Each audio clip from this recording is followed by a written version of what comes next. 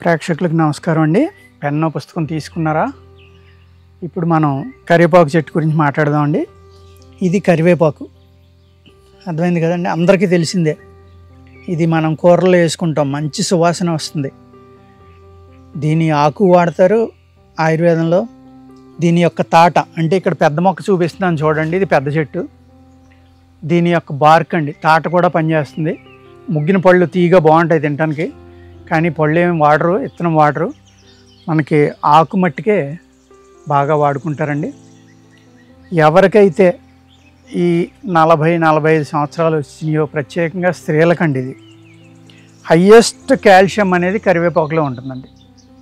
ఎవరైతే calcium deficiency ఉందో, మాకు కాల్షియం డెఫిషియన్సీ ఉంది, ఏం తినమంటారు అని చాలామంది అడుగుతూ ఉంటారు. వాళ్ళకి నేను చెప్పే సలహా ఏంటంటే, ఈ కరివేపాకు ఏదైతే ఉందో దీన్ని మీరు కోసుకుని నీడన ఆరబెట్టుకోండి. అర్థమైంది కదండి, కరివేపాకు కోసుకుని ఎండలో పెట్టద్దు, నీడన ఆరబెట్టుకోవాలండి. నీడన ఆరబెట్టుకుని దీన్ని సన్నటి పౌడర్ చేసుకోండి. ధనియాల కారం తెలుసు, కరివేపాకు కారం తెలుసు, మన వాళ్ళకి ఎన్నో రకాలుగా కరివేపాకుతోటి చేసుకోవడం తెలుసండి. ఆ ధనియాలు కరివేపాకు కలిపితే రెండాటిలో కాల్షియం ఉంటుంది కాబట్టి, కాల్షియం డెఫిషియన్సీ ఉండకూడదు మాకు అనుకున్న వాళ్ళు, ప్రత్యేకంగా స్త్రీలు. ఎందుకు అంటే స్త్రీలకి నెల నెల మెన్స్ట్రువల్ సైకిల్ అనేది ఉంటుంది కాబట్టి అండి, 3 to 5 days బ్లీడింగ్ ఉంటుంది కాబట్టి, ఆ టైంలో అనేక రకాలైన ధాతువులు మీ బాడీ నుంచి బయటికి వెళ్ళిపోతాయి. ధాతువులు అంటే మెటల్స్ అండి, మినరల్స్, ఇవన్నీ కూడా బయటికి వెళ్ళిపోతాయి అన్నమాట. అందుకు అనేక రకాలైన డెఫిషియన్సీలు వస్తూ ఉంటాయి స్త్రీలకి.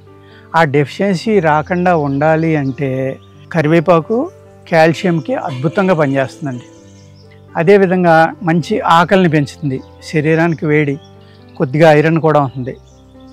అనేక రకాల మినరల్స్ ఈ కరివేపాకులో ఉంటాయండి. దీనిని కనుక మీరు కనీసం వారంలో 4 రోజులు ఈ కరివేపాకు పౌడర్ కనుక వేసుకుని మీరు భోజనం చేస్తే, చక్కగా నెయ్యి వేసుకుని దీన్ని ధనియాలు కలుపుకుని మంచి కారంగా చేసుకోండి. రుచిగా ఉప్పు, ఎండుమిరపకాయలు, పచ్చిమిరపకాయలు ఏవి కావాలంటే అవి వేసుకుని నిలవ పచ్చడి కూడా చేస్తారు, పచ్చిమిరపకాయలు వేసి కొంతమంది. అందుచేత ఈ కరివేపాకు అనేదాన్ని అనేక రకాలుగా మనం వాడుకోవచ్చు. చాలా మంచి మొక్క అండి ఇది కాల్షియం పెంచడంలో. ఎందుకంటే మీరు కాల్షియం ట్యాబ్లెట్లు కంటిన్యూగా బయట ట్యాబ్లెట్లు వేసుకోవడం వల్ల కొంత కాల్షియం పర్సంటేజ్ అనేది మీ బాడీలో ఉండిపోవడం వల్ల రేపొద్దున్న అనేక రకాల ఇబ్బందులు రావడానికి ఆస్కారం ఉందండి. అందుకు మీరు ఏం చేయాలంటే ధనియాలు, కరివేపాకు ఈ రెండు కలిపి మీరు నీడన ఆరబెట్టుకుని కరివేపాకుని ధనియాలు లైట్గా వేపించుకుని రెండు కలిపి కాస్త శనగపప్పు, అందరికీ తెలుసు, ఎండుమిరపకాయలు ఇలాంటివన్నీ వేసుకుని చక్కగా తాలింపు సామాన్లు అన్నీ వేసుకుని పౌడర్ చేసుకుంటే ఇడ్లీలో తినచ్చు, దోశలో తినచ్చు, అన్నంలో కలుపుకోవచ్చు, అనేక రకాలుగా దీన్ని వాడుకోవచ్చండి. పిల్లలు కూడా చాలా ఇష్టంగా తింటారు దీన్ని, ఎందుకంటే కారంగా ఉంటుంది కదా, కారంగా. అందుకు కరివేపాకుని పౌడర్గా చేసుకుని కనుక మీరు వాడుకుంటే ఎవరికైతే కాల్షియం డెఫిషియన్సీ ఉందో వాళ్ళకి న్యాచురల్ కాల్షియంగా కొంచెం కూడా బాడీలో వేస్టేజ్ లేకుండా పూర్తిగా మీ బాడీలోకి అబ్జర్బ్ అయ్యి ఇమీడియట్ రిజల్ట్ ఇవ్వగలిగేది కరివేపాకు అండి. దీనికి ధనియాల్లో కూడా అంత వాల్యూస్ ఉంటాయి కాబట్టి ఆల్మోస్ట్ ధనియాల కన్నా హైయెస్ట్ ఉండేది కరివేపాకులోనే.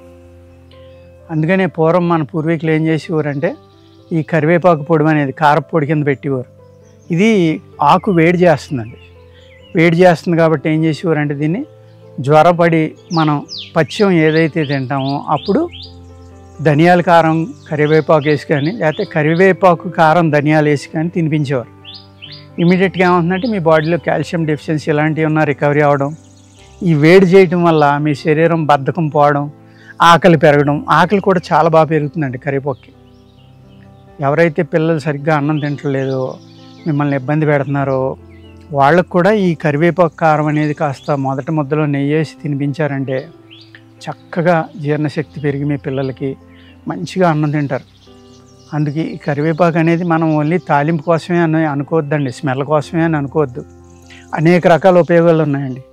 దీని వేరు లేదా ఈ తాట ఇవి ఏం చేస్తాయంటే చిన్న చిన్న ఈగలు, లేకపోతే మనకి దోమలు ఇలాంటివి కుట్టినప్పుడు, జెర్రీ పాకినప్పుడు, ఇటువంటి ఏమన్నా చిన్న చిన్న విషక్రిములు కుట్టినప్పుడు ఈ తాట గంధం రాసినా, వేరు గంధం రాసినా తగ్గుతుందండి.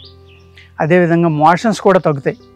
ఎవరికైతే విరోచనాలు అవుతున్నాయో వాళ్ళు ఈ కరివేపాకు తాట కానీ వేరు కానీ గంధం చేసుకుని నాకినా లేకపోతే ఈ కరివేపాకు కారం తిన్నా కూడా మోషన్స్ తగ్గడానికి అవకాశం ఉంది. అదే అజీర్తి విరోచనాలు వెళ్ళి వాళ్ళ మట్టుకి ఈ కరివేపాకు కారం తినొద్దండి, తగ్గుతాయి. కానీ ఏంటంటే ఇందులో మీరు కారం అయ్యి ఎక్కువ వేసి ధనియాలు ఎక్కువ వేసి కనుక చేస్తే కనుక కొంచెం మోషన్స్ అవ్వడానికి కూడా అవకాశం ఉంది.